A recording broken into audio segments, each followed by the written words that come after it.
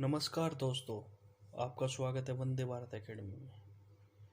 आज हम डिस्कस करेंगे आपके साथ भारत के प्राकृतिक प्रदेशों के बारे में। आइए तो चलते हैं। भारत की भूमि बहुत अधिक भौतिक विभिन्नताओं को दर्शाती है, इसलिए भारत को मुख्यतः 4 प्राकृतिक प्रदेशों में विभाजित किया गया है। उत्तर का पर्वतीय क्षेत्र, विशाल मैदान, प्रायद्वीपीय पठार तथा तट एवं द्वीप। लेकिन भारत में बहुत अधिक विभिन्नता पाए जाने के कारण उसको 6 भू-आकृतिक प्रदेशों में बांटा गया है। नंबर 1 हिमालय पर्वत श्रृंखला, नंबर 2 उत्तरी मैदान, नंबर 3 प्रायद्वीपीय पठार, भारतीय मरुस्थल, तटीय मैदान, द्वीप समूह। आइए एक बार मैप में भी देख लेते हैं। यहाँ पर उत्तर पर्वतीय क्षेत्र हो गया, ये प्रायद्वीपीय पठार हो गया, ये भारतीय मरुस्थल हो गया, ये तटीय समूह हो गया, पूर्वी तट, पश्चिमी तट, और द्वीप समूह हो गया अंडमान निकोबार, लक्षद्वीप, द्वीपीय समूह हो गए। आइए चलते हैं भारत के भू-आकृतिक प्रदेशों की तरफ। तो पहला भू-आकृतिक प्रदेश है हिमालय पर्वत श्रृंखला। भारत की उत्तरी सीमा पर विस्तृत हिमालय भूगर्भीय रूप से युवा एवं बनावट दृष्टिकोण से वलित पर्वत श्रृंखला है। ये पर्वत श्रृंखलाएं पश्चिम पूर्व दिशा में सिंधु से होकर ब्रह्मपुत्र नदी तक फैली हुई है। हिमालय पर्वत श्रेणी विश्व की सबसे ऊंची पर्वत श्रेणी है और ये 2400 किलोमीटर की लंबाई में फैलकर अर्धवर्ष का निर्माण करती है। हिमालय की पश्चिमी भाग की अपेक्षा पूर्वी भाग में की ऊंचाई में अधिक विविधता पाई जाती है। ऐसा इसलिए है क्योंकि हाई एल्टीट्यूड मतलब जो हाईएस्ट पीक है वे पूर्वी भाग में ही पाई जाती है, जैसे माउंट एवरेस्ट, कंचनजंगा, अन्नपूर्णा, धौलाधर। जितनी भी हाईएस्ट पीक है वे सब पूर्वी हिमालय के पूर्वी भाग में पाई जाती है। हिमालय की निर्माण की आयु के आधार पर एवं वनों की तीव्रता के आधार पर 4 समानांतर संरचनात्मक क्षेत्र में इसको बांटा जा सकता है।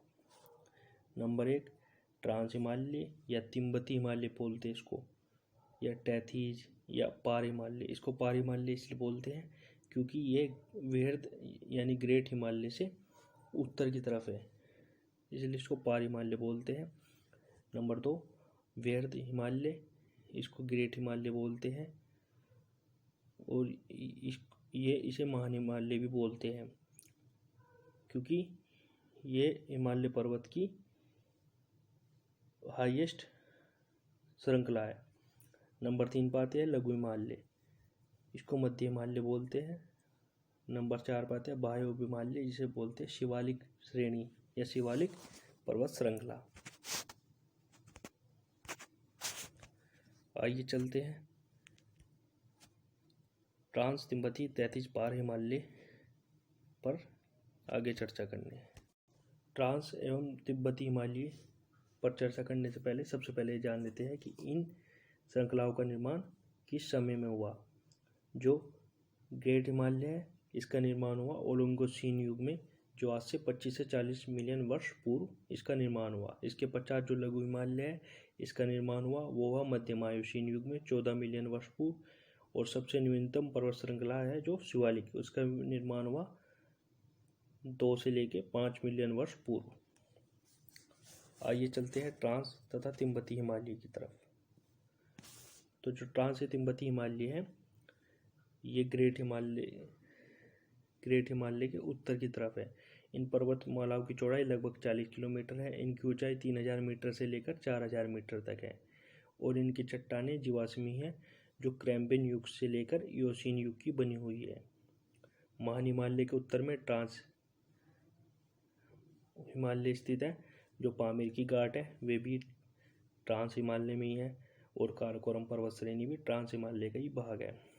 हिंदू धर्म का पवित्र कैलाश पर्वत वो भी ट्रांस हिमालय पर्वतमाला का ही भाग है और ये इसके पश्चिमी हिस्से में स्थित है। आइए एक बार हम मैप में देख लेते हैं कि ट्रांस हिमालय किस तरफ है। तो जो ये आप देख रहे हैं पामीर ग्रंथि, ये ट्रांस हिमालय का ही क्षेत्र है। पामीर ग्रंथि ये ट्रांस हिमालय का ही क्षेत्र है। ये काराकोरम देख रहे हैं, ये भी ट्रांस हिमालय के क्षेत्र है। ये ट्रांस हिमालय का क्षेत्र, इसलिए इसको तिब्बत हिमालय भी बोला जाता है, तिब्बती हिमालय या पार हिमालय, क्योंकि ये ग्रेट हिमालय की उत्तर की तरफ है। और जो कैलाश श्रेणी है वे भी ट्रांस हिमालय में आते हैं, वे यहाँ पर है, वे इसके पश्चिमी हिस्से में है। आइए चलते हैं अगली श्रेणी की तरफ। तो अगली श्रेणी ट्रांस हिमालय के दक्षिण की तरफ स्थित है, जिसे ग्रेट हिमालय बोलते हैं। कभी कभी ये आ जाता है कि काराकोरम मतलब श्रेणियों के उत्तर से दक्षिण के बढ़ते हुए क्रम में लगाइए, दक्षिण से उत्तर के बढ़ते हुए क्रम में लगाइए। तो ये एक बार आप इनको भी अच्छे से देख लेंगे। नंबर दूसरी बात है आंतरिक दीर्घ अथवा महान हिमालय। हिमालय के उत्तरी भाग में स्थित इस श्रृंखला को महान या आंतरिक हिमालय या हिमाद्री कहते हैं। यह सबसे अधिक सतत श्रृंखला है। दीर्घ हिमालय में विश्व का सबसे ऊंचा शिखर सम्मिलित है, जिसमें 6000 मीटर औसत ऊंचाई वाले सर्वाधिक ऊंचे शिखर हैं। हिमालय का यह भाग या यह श्रृंखला ग्रेनाइट एवं नीस का बना हुआ है। यह श्रृंखला हमेशा बर्फ से ढकी रहती है। इसमें बहुत सी हिमानियों का प्रभाव होता है, इसलिए इसमें हमेशा जो निकलने वाली नदियाँ हैं वे सतत वाहिनी अर्थात 12 के 12 महीने बहती रहती है। इसकी चौड़ाई लगभग 50 किलोमीटर है। महान हिमालय में स्थित एवरेस्ट विश्व की सबसे ऊंची चोटी है। यह नेपाल और तिब्बत की सीमा पर स्थित है। कंचनजंगा जो चोटी है वह भी महान हिमालय में ही है। यह नेपाल व भारत की सीमा में स्थित है। यह विश्व की तीसरी सबसे ऊंची चोटी और भारत की दूसरी सबसे ऊंची चोटी है। और भारत की सबसे ऊंची चोटी है K2 जो लद्दाख में स्थित है। और जो ये कंचनजंगा है इसकी चोटी के पूर्व में तीस्ता नदी है और पश्चिम में तामून नदी है। कंचनजंगा पूर्वी नेपाल और भारत के सिक्किम राज्य की सीमा पर स्थित है। मैं एक बार आपको मैप में ये दिखा देता हूँ। कंचनजंगा ये रही, यहाँ पर कंचनजंगा चोटी ये रही, ये वाली पीक यहाँ पर। इसकी जो ऊंचाई है वह है 8598 मीटर। और माउंट एवरेस्ट ये रही यहाँ पर नेपाल के पूर्व साइड में 8850 मीटर है इसकी हाइट, लेकिन अब 2 मीटर घट गई है तो 8848 मीटर हो गई है इसकी हाइट। और जो K2 है वे रही यहाँ पर लद्दाख में, यह है 8611 मीटर। ये भारत की सबसे ऊंची चोटी है। चलते हैं लघु हिमालय मध्य हिमालय की तरफ। दीर्घ हिमालय के दक्षिण में लघु हिमालय श्रृंखला व्याप्त है। इनमें बहुत सी जटिल तथा पेचीदा श्रेणी फैली हुई है, जिनमें पीर पंजाल व धौलाधर श्रेणियाँ सम्मिलित है। और पीर पंजाल और धौलाधर श्रेणी में ही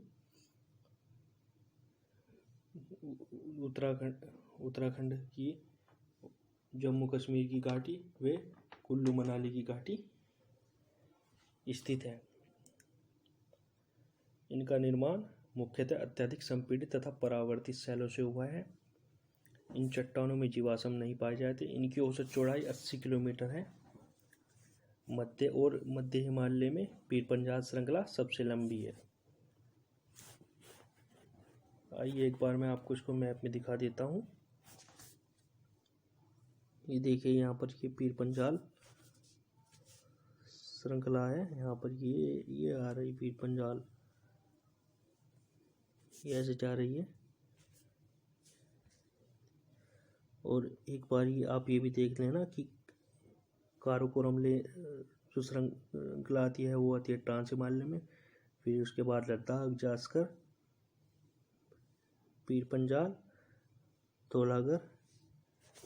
एक बार इनका क्रम भी देख लेना क्योंकि एग्जाम पॉइंट व्यू से बहुत इम्पोर्टेंट है। चलते हैं नंबर 4 में, बाह्य शिवालिक हिमालय।